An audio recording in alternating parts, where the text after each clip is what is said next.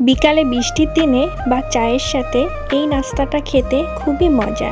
এটা আমি ডিম, আলু আর পাউরুটি দিয়ে তৈরি করেছি। খেতে কিন্তু খুবই মজা হয়েছিল।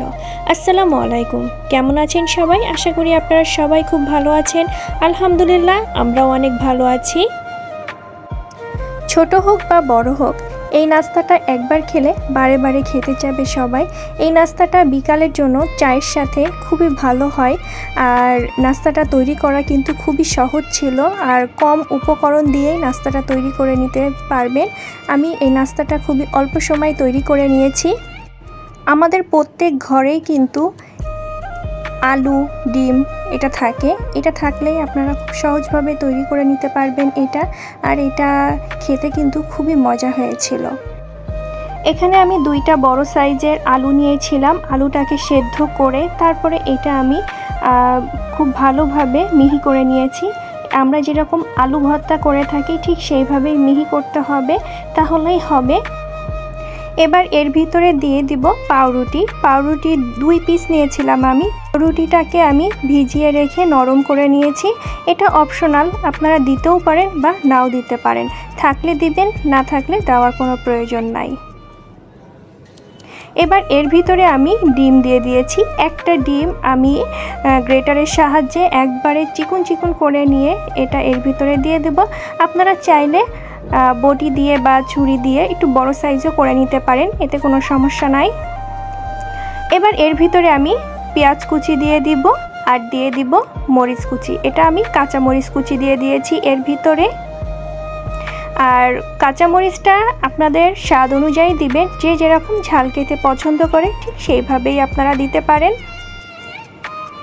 আর দিয়ে দিব গরম মশলার গুঁড়া 1/2 চা চামচ। গরম মশলার গুঁড়াটা দেওয়ার কারণ খুব একটা সুন্দর ফ্লেভার আসে। আর এখানে স্বাদ মতো লবণ দিয়ে দিব। আর হ্যাঁ, এখানে আমি 1 চা চামচ দিয়ে দিয়েছি মাংসের যে মশলা থাকে সেইটা।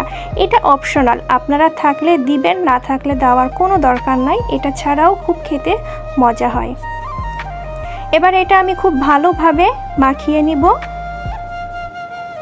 এটা আমরা যেভাবে আলু ভর্তাটা করে থাকি ঠিক সেইভাবেই আমি করে নিয়েছি, শুধু কয়েকটা উপকরণ একটু বেশি দিয়ে নিয়েছি। আমার এটা খুব ভালোভাবে মাখানো হয়ে গিয়েছে। এবার আমি যে কাজটা করব, একটা ব্লেন্ডার নিয়েছি, তার ভিতরে আমি পাউরুটি দিয়ে দিব।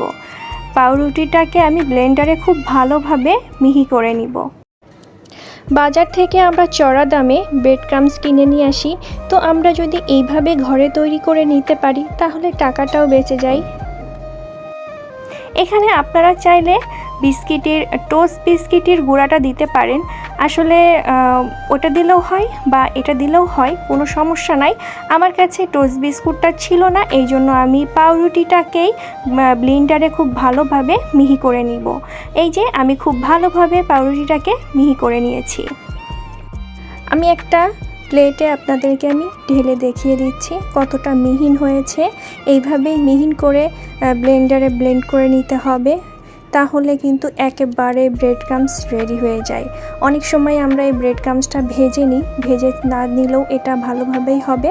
এবার আমি আগে থেকে যে আলুর পুরটা তৈরি করে রেখেছিলাম সেটা এখন সুন্দরভাবে একটা চপের শেপ দিয়ে নিব। আপনাদের ইচ্ছা অনুযায়ী যে কোনোভাবেই শেপ দিয়ে নিতে পারেন। তো আমি এইভাবে ছোট ছোট করে চপের শেপ দিয়ে নিচ্ছি। প্রত্যেকটা আমি এইভাবে তৈরি করে নিব। সবগুলো আমি তৈরি করে নিয়েছি। এখানে আমি একটা ডিম নিয়েছি, ডিমটাকে খুব ভালোভাবে ফেটে নেব। ডিমটা ভালোভাবে ফেটে নেওয়ার পরে এবার ডিম আর ব্রেড ক্রাম্বসটা পাশাপাশি রাখবো। রেখে নেওয়ার পরে আমি যে আগে থেকে আলুর যে পুরটা তৈরি করে নিয়েছিলাম বা আলুর চপের যে শেপটা করে নিয়েছিলাম সেটা আগে কাঁটা চামচ দিয়ে ডিমের ভিতর নিব। ডিমের ভিতরে দেওয়ার পরে ওইটা আবার আমি ব্রেড ক্রাম্বসের ভিতরে দিয়ে দিব।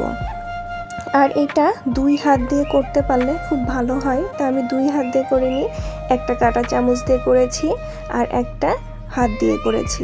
এটা এইভাবে খুব সুন্দরভাবে ব্রেড ক্রাম্বসটা খুব ভালোভাবে ডিম আলুর পুরটা আছে সেটার ভিতরে ভালোভাবে উপর থেকে মাখিয়ে নিব।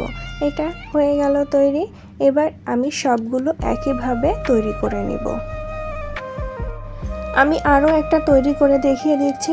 প্রথমে ডিমের ভিতরে দিয়ে খুব ভালোভাবে এপিটোপিট করে নিব। এপিটোপিট করে নেওয়ার পরে তারপরে ওইটাকে আমি আবার ব্রেড ক্রাম্বসের ভিতরে দিয়ে খুব ভালোভাবে মিশিয়ে নিব। এইভাবে করে আমি প্রত্যেকটা তৈরি করে নিয়েছি। আমি সবগুলো তৈরি করে নিয়েছি। এবার এটা সেট করার জন্য আমি নর্মাল ফ্রিজে রেখে দিব 10 মিনিটের জন্য। আর এটা আপনারা সংরক্ষণ করতে পারবেন আধা ঘন্টার জন্য ডিপ ফ্রিজে রেখে নিয়ে তারপর একটা এয়ারটাইট বক্সে রেখে দিয়ে আপনারা 15 দিন এটাকে সংরক্ষণ করতে পারবেন। আমি এখানে ফ্রাই প্যানে সাদা তেল নিয়ে তেলটাকে খুব ভালোভাবে গরম করে নিয়েছি। এবার সবগুলো চপ একটা একটা করে আমি এর ভিতরে দিয়ে দিব। দিয়ে এটাকে আমি এপিটোপিট করে ব্রাউন কালার করে সবগুলো সুন্দর করে ভেজে নিব।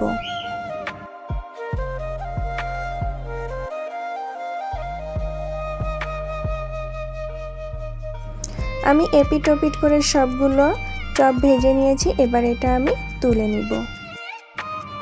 দেখতেই পাচ্ছেন আমি সবগুলো তুলে নিয়েছি। দেখতে যেরকম সুন্দর হয়েছে, লোভনীয় হয়েছে, খেতেও তেমন খুবই মজা হয়েছিল। এটা আপনারা বাসায় অবশ্যই একবার ট্রাই করতে পারেন। এটা খেতে কিন্তু খুবই মজা হয়েছিল।